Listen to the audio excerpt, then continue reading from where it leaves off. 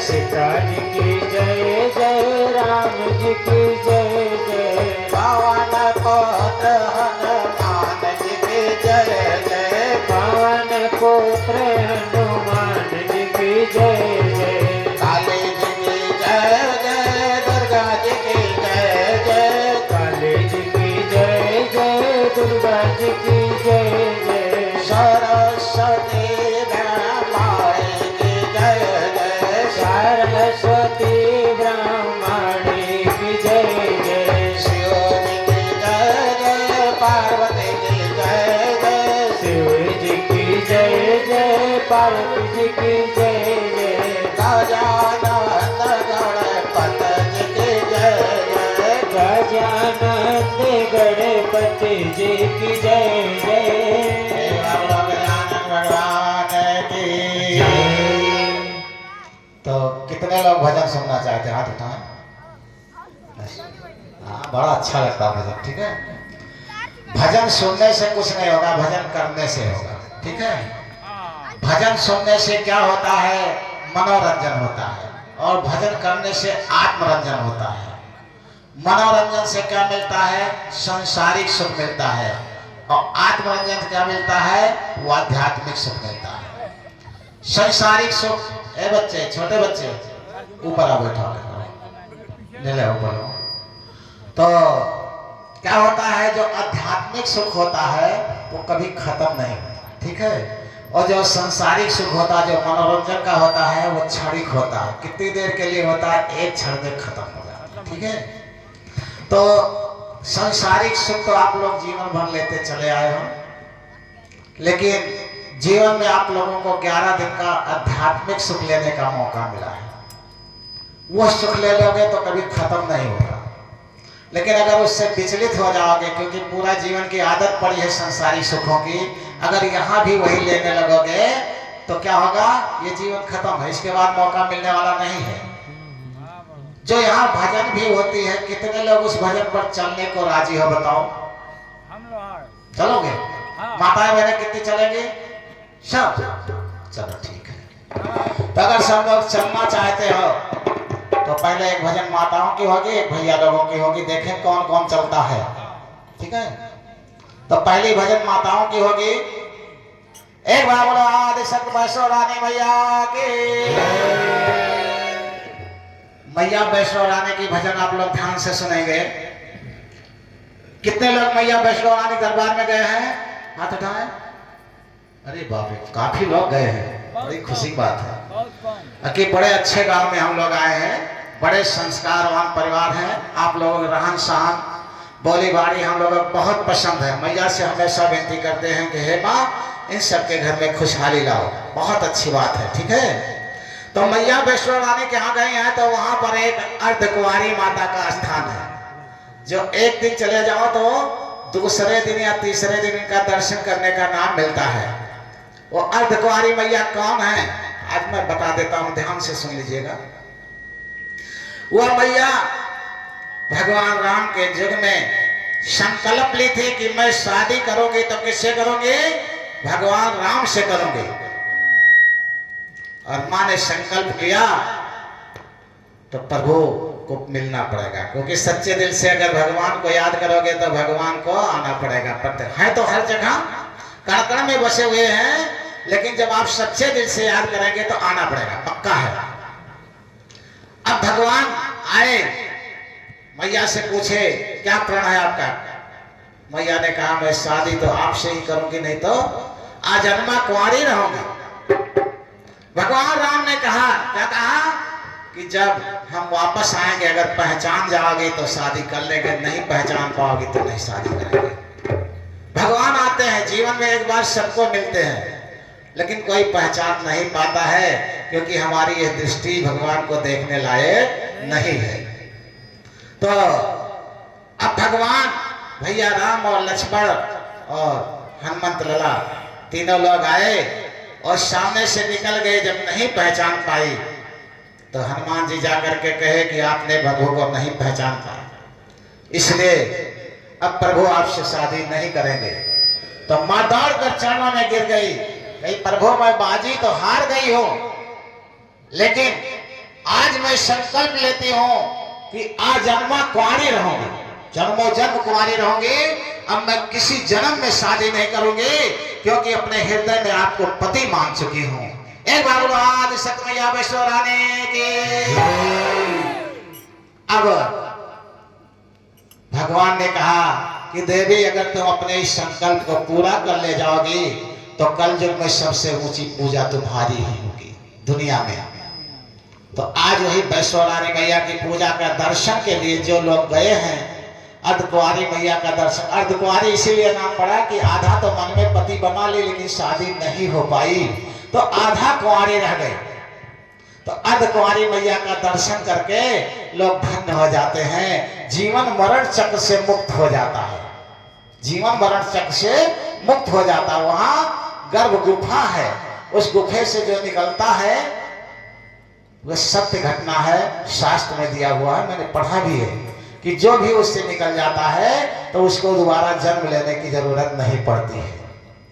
तो अब जितने माताएं बहनें मैया जैसा संकल्प ली हो, मैं तो हर सांसों में, हर क्षण, हर पल और प्रतिदिन आशीर्वाद देता हूं। क्या हमारे देश की बच्चियां चरित्रवान रहे, हमेशा देता हूं। रोज सबके घर घर में अपना आशीर्वाद भिजवाता भी हूं, किसको मिलता है जिसके भाग में उसको मिलता है, रोज देता हूं। कल भी दिया हूं, आज भी दिया हूं, और जब तक रहेंगे तब तक मेरा आशीर्वाद घर घर में पहुंचेगा। अब जो आएगा नहीं उसके घर कैसे मिलेगा? तो वह आशीर्वाद मैं देता हूं कि हमारी बच्चियां हमेशा चरित्रवान रहे, जो हमारी मैया वैष्णो रानी की तरह चमके। ठीक है, तो जब वैष्णो रानी के चरित्र को अपनाओगी तो तब भगवान थे, आज भी भगवान है। आज वैसे पूजा होना शुरू हो जाएगा। इसका मतलब कहीं ना कहीं त्रुटि है, कहीं ना कहीं गलती है, जो कि वह पूजा आप लोगों की नहीं हो पा रही है। तो इसी पर एक छोटी सी भजन होगी और सभी लोग दोहराएंगे और देखेंगे हमारे देश की नारी कैसी होती है,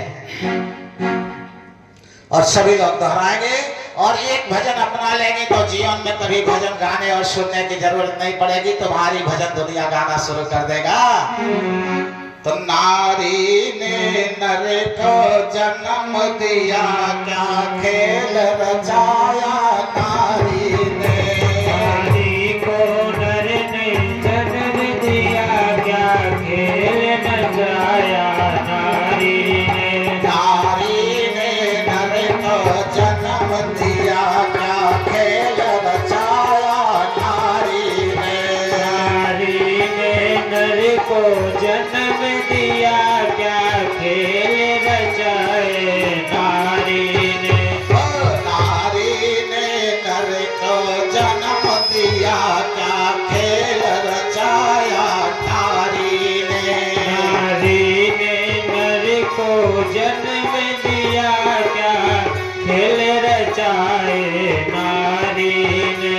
एक नारी थी अनुसुईया जो स्वर्ग लोक में रहती थी, एक नारी थी अनुसुईया जो स्वर्ग लोक में रहती थी, एक नारी थी अनुसुईया जो स्वर्ग लोक में रहती थी, एक नारी थी अनुसुईया जो स्वर्ग लोक में रहती थी।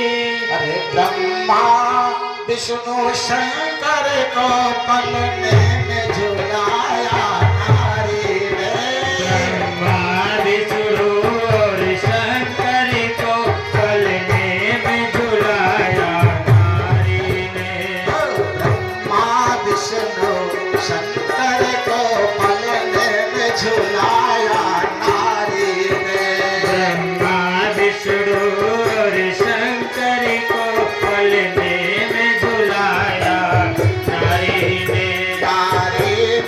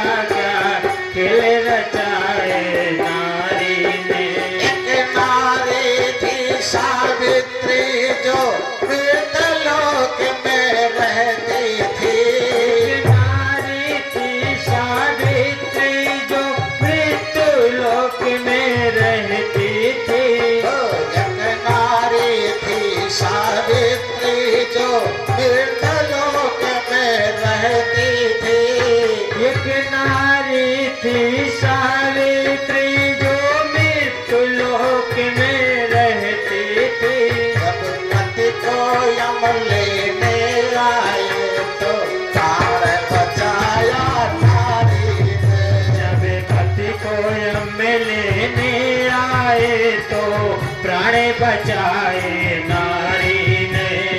जब पति को यम लेने आए तो प्राण बचाया नारी ने। जब पति को यम लेने आए तो प्राण बचाए नारी ने। नारी ने नर को जन्म दिया, क्या खेल दिखाया नारी ने। नारी ने नर को जन्म दिया, क्या खेल दिखाए नारी ने। एक नारी थी कैकेयी माँ, जो रणभूमि में रहती थी। एक नारी थी कैकेयी माँ, जो रणभूमि में रहती थी। एक नारी थी कैकेयी माँ, जो रणभूमि में रहती थी। एक नारी थी कैकेयी माँ, जो रणभूमि में रहती थी। जब रथ का पहिया निकल गया तो उंगली फंसाई नारी ने। जब रथ का पहिया निकल गया तो उंगली फंसाई नारी ने। जब रथ का पहिया निकल गया तो उंगली फंसाई नारी ने। जब रथ का पहिया निकल गया तो उंगली फंसाई नारी ने। नारी ने नर का जन्म दिया, क्या खेल रचाया नारी ने। नारी ने नर को जन्म दिया, क्या खेल रचाए नारी ने। एक नारी थी सुलोचना, जो लंकापुरी में रहती थी। नारी थी सुलोचना, जो लंकापुरी में रहती थी। जब मेघनाथ का सिर कटा तो शीश उठाई नारी ने। जब मेघनाथ का सिर कटा तो सिर उठाई